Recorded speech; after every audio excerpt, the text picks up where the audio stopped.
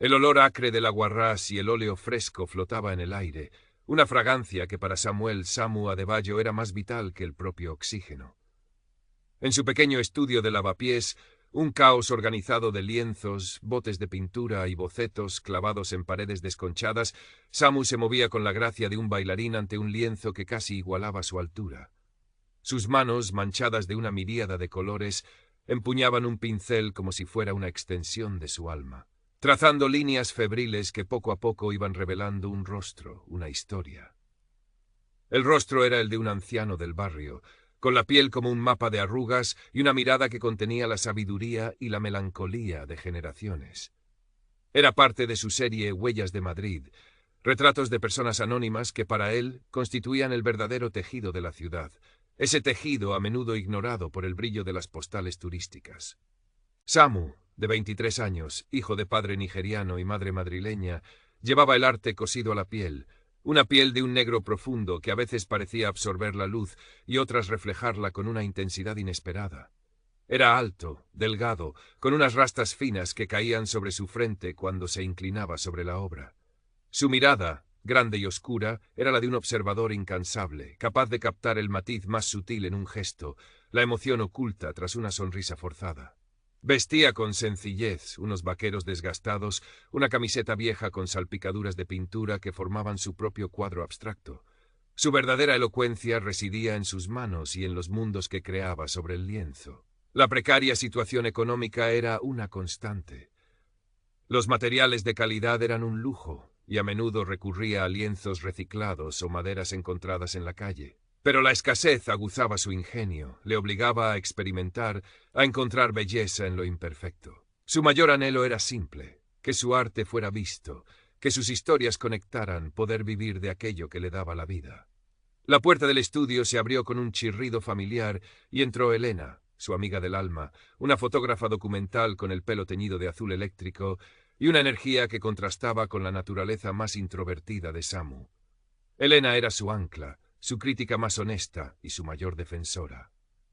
«¿Otra noche en vela Picasso de lavapiés?», bromeó Elena, dejando una bolsa con empanadas sobre una pila de libros de arte. «¿Has llamado a alguna galería esta semana?». Samu suspiró, dejando el pincel. «¿Sabes cómo es, Eli? Envío correos, algunos rebotan, otros ni contestan, y los que contestan, bueno». Se encogió de hombros. La mayoría le decían que su trabajo era interesante, pero no comercial, o que no encajaba. Eufemismos que Samu había aprendido a traducir. «Tienes que ser más insistente, Samu. Tu obra es brutal. Lo de Montenegro contemporáneo. Lo intentaste». Isabel Montenegro. El nombre resonó en el estudio como un eco lejano y frío.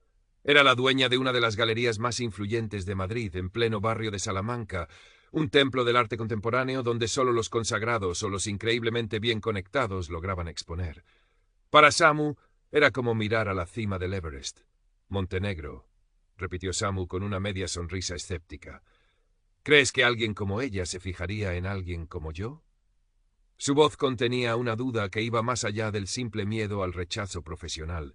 Era el peso de años sintiéndose otro, de puertas que se cerraban antes siquiera de llamar. «Precisamente por eso», insistió Elena con su habitual fervor, «hay que romperles los esquemas a esos dinosaurios elitistas. Tu arte tiene verdad, Samu, y eso es lo que más les asusta». Con el empuje de Elena y aferrándose a una pizca de esperanza, Samu dedicó la semana siguiente a preparar meticulosamente su portafolio digital y a redactar un correo electrónico conciso y respetuoso para Isabel Montenegro. Lo releyó 100 veces, cada palabra pesada como plomo. Finalmente, con el corazón en un puño, le dio a enviar. Para su sorpresa, recibió respuesta al día siguiente. Una escueta línea pidiéndole que se presentara en la galería en 3 días con su portafolio físico. Una cita. El día de la reunión, el contraste entre el mundo de Samu y el de Isabel Montenegro no podría haber sido más acusado. La Galería Montenegro Contemporáneo era un espacio inmaculado, de paredes blancas altísimas y suelos de mármol pulido que reflejaban la luz fría y difusa.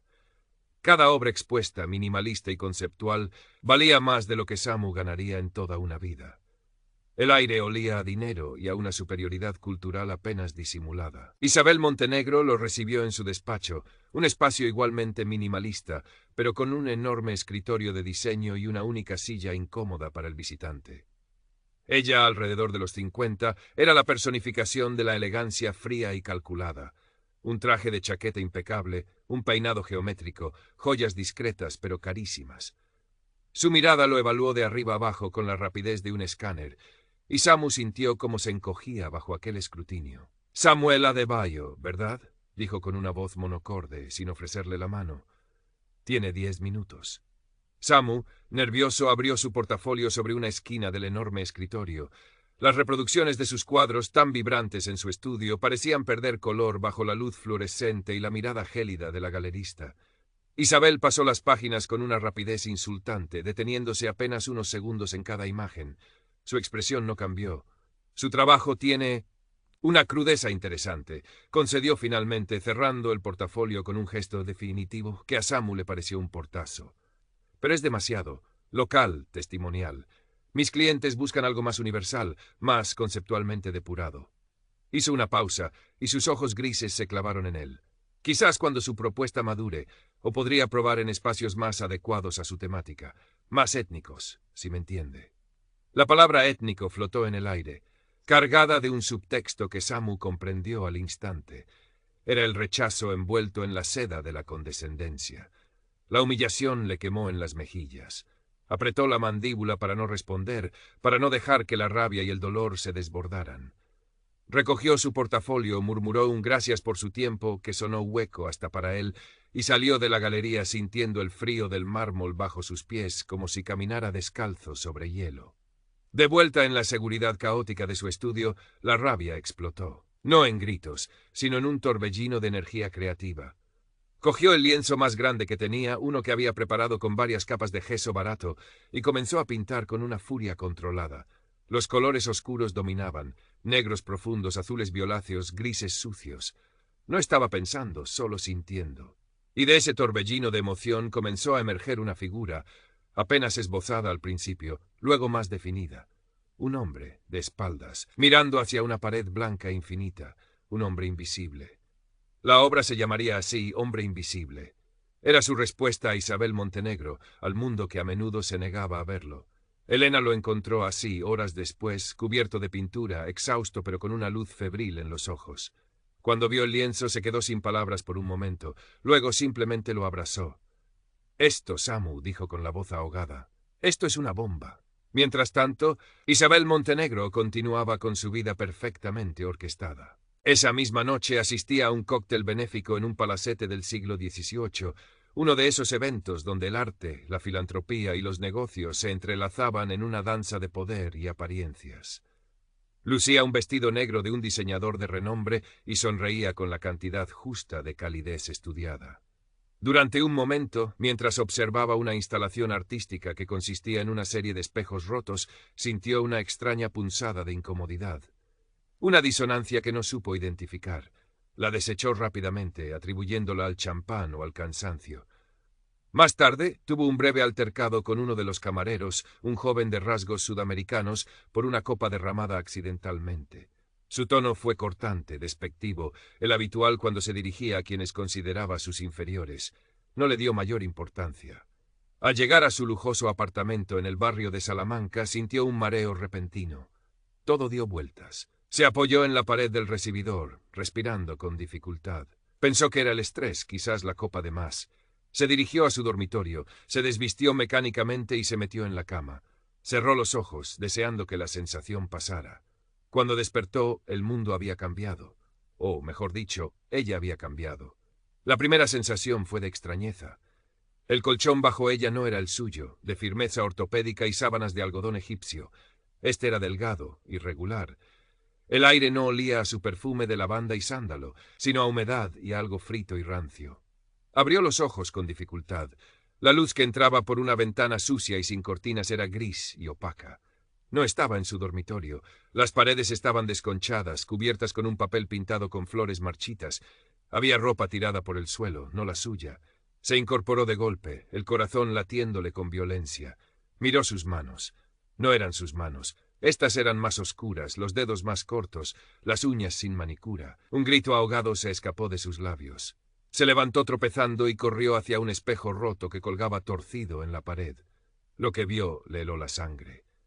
No era Isabel Montenegro, la elegante galerista de 50 años.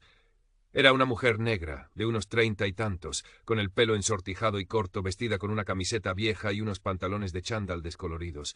Sus ojos, los de la mujer del espejo, eran los suyos, pero rodeados de una cácara ajena, una piel ajena. El pánico la atenazó. Era una pesadilla. Se pellizcó con fuerza. Dolió. No era una pesadilla. Intentó gritar, pero solo salió un gemido ronco. Su voz también era diferente. Salió de la habitación como una autómata. Se encontraba en un pequeño piso destartalado, en un edificio que parecía a punto de derrumbarse. No había ni rastro de sus pertenencias, de su vida. Encontró un bolso raído sobre una silla con algunas monedas y una tarjeta de transporte caducada a nombre de una tal Aisha Diallo. Aisha. Así se llamaba ahora, al parecer. Salió a la calle. Estaba en un barrio que no reconocía, ruidoso, sucio, lleno de gente que la miraba con indiferencia o con una curiosidad que la incomodaba.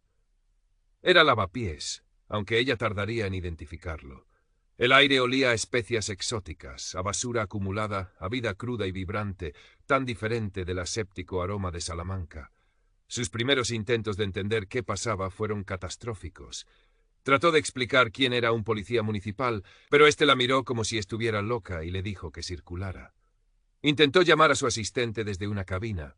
Cabinas aún existían, pero no recordaba el número sin su móvil de última generación. Quiso tomar un taxi para ir a su casa, a su verdadera casa, pero el taxista la miró con desconfianza y al ver que apenas tenía unas monedas, arrancó dejándola plantada. El hambre comenzó a apretar. Con las pocas monedas que tenía, compró un trozo de pan en una panadería regentada por un hombre marroquí que al menos le sonrió con amabilidad. Mientras comía, sentada en un banco mugriento, observaba a la gente. Por primera vez en su vida era invisible de una forma nueva y aterradora. No la invisibilidad de quien es tan importante que no necesita ser notado, sino la de quien no importa en absoluto. Los días siguientes fueron una sucesión de humillaciones y pequeñas crueldades. Aprendió lo que era ser seguida por un guardia de seguridad en una tienda solo por el color de su piel. Aprendió lo que era que la gente se agarrara el bolso con más fuerza cuando pasaba a su lado. Aprendió lo que era la burocracia hostil al intentar pedir algún tipo de ayuda en los servicios sociales, donde la trataron como un número, como una carga. Durmió en albergues cuando tuvo suerte y alguna noche casi en la calle. El miedo era un compañero constante. Una tarde, desesperada, intentó llegar a su galería. Quizás si veía a su personal, a alguien conocido. Llegó al barrio de Salamanca, sintiéndose completamente fuera de lugar con su ropa sucia y su aspecto desaliñado. El portero de su propio edificio, un hombre que la había saludado con deferencia durante años, no la reconoció.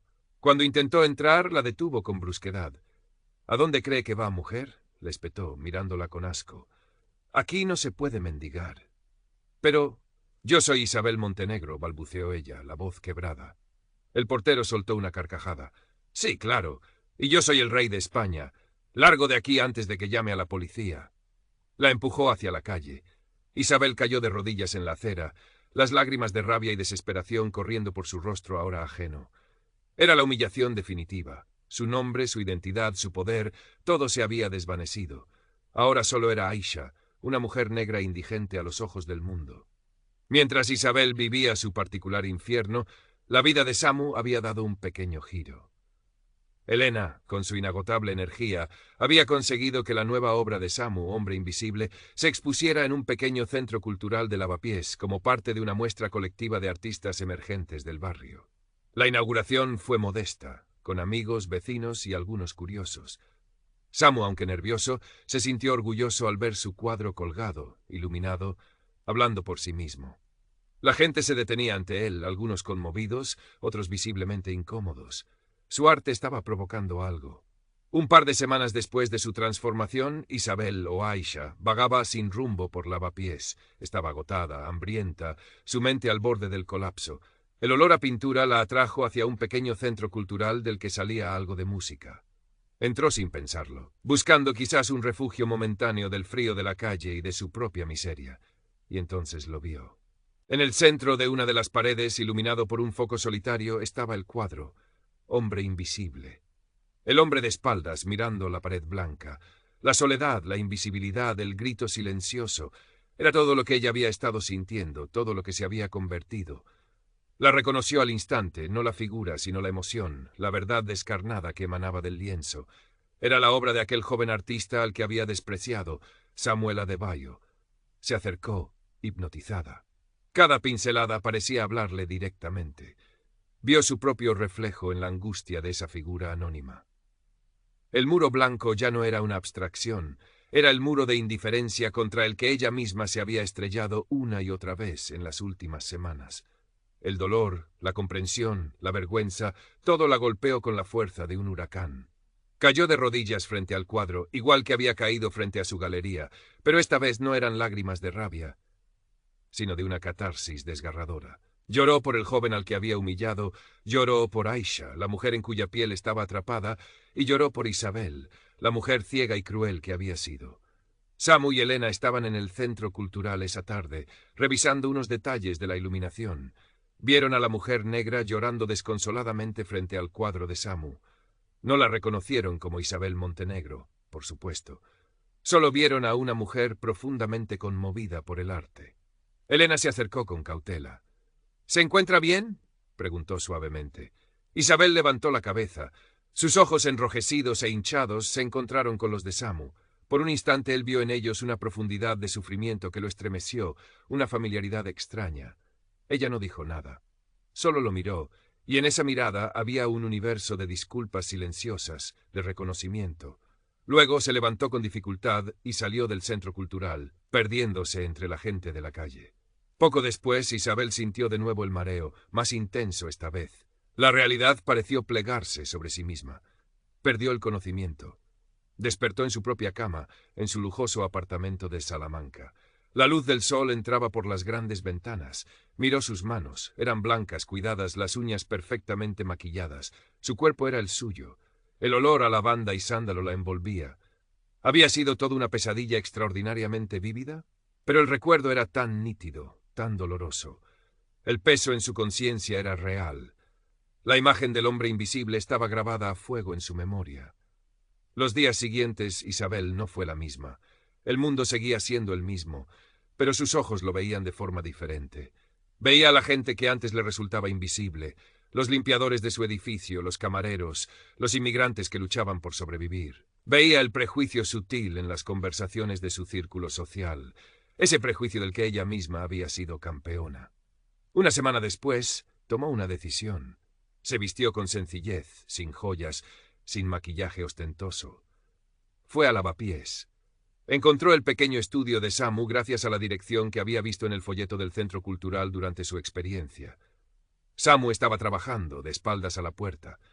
Cuando ella llamó suavemente, él se giró, sorprendido. La reconoció al instante, pero había algo diferente en ella. Su arrogancia se había esfumado. Había una vulnerabilidad en su mirada, una sombra de cansancio. —Señora Adebayo —comenzó Isabel, la voz más baja de lo habitual—, necesito disculparme por cómo lo traté en mi galería. Fui ciega y cruel. Hizo una pausa, tragando saliva. Su obra, Hombre Invisible, la vi y me hizo ver muchas cosas. Samu la escuchaba en silencio, el pincel inmóvil en su mano. No había hostilidad en su rostro, solo una cautela expectante.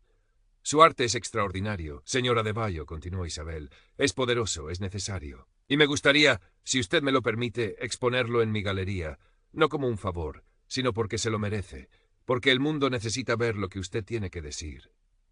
El silencio se extendió en el pequeño estudio, solo roto por el goteo de un grifo mal cerrado. Samu miró a Isabel, realmente la miró. Vio el cambio en sus ojos, la sinceridad temblorosa en su voz. No era la misma mujer que lo había humillado. —Lo pensaré, señora Montenegro —dijo finalmente Samu, su voz tranquila pero firme—. Agradezco su honestidad. Isabel sintió una leve sombra de sonrisa en sus labios. —Gracias. Se giró y se fue, dejando a Samu sumido en sus pensamientos. La exposición Huellas y Sombras de Samuel Adebayo en Montenegro contemporáneo se inauguró 2 meses después. Fue un éxito rotundo. Críticos que antes habrían ignorado a un artista como Samu elogiaron su fuerza, su honestidad, su técnica. Coleccionistas que antes solo invertían en nombres consagrados se interesaron por su obra. Hombre Invisible fue la pieza central, atrayendo todas las miradas. Isabel Montenegro observaba desde un segundo plano, callada. Había cambiado. Seguía siendo una galerista influyente, pero su enfoque era diferente. Había comenzado a buscar activamente artistas de entornos diversos, voces que antes habría desestimado. Su transformación no había cambiado el mundo de la noche a la mañana, pero había abierto una grieta, una posibilidad. Samu, de pie junto a su obra, recibía las felicitaciones. Elena estaba a su lado, radiante de orgullo. Él sonreía, una sonrisa genuina, aunque en sus ojos persistía esa mirada observadora, esa conciencia de que el camino era largo. Había sido visto, sí. Su voz, por fin, se escuchaba con claridad en los salones donde antes solo había habido eco para unos pocos. Pero sabía que la lucha por la verdadera igualdad, por un mundo donde el color de la piel o el origen no definieran el valor de una persona o de su arte, continuaba. Y él, con sus pinceles y sus colores, seguiría contando esas historias, una pincelada a la vez. El sol de Madrid entraba a raudales por los ventanales de la galería, iluminando por igual las pieles oscuras y las claras, los lienzos y las esperanzas. Quizás, solo quizás, algo fundamental había comenzado a cambiar.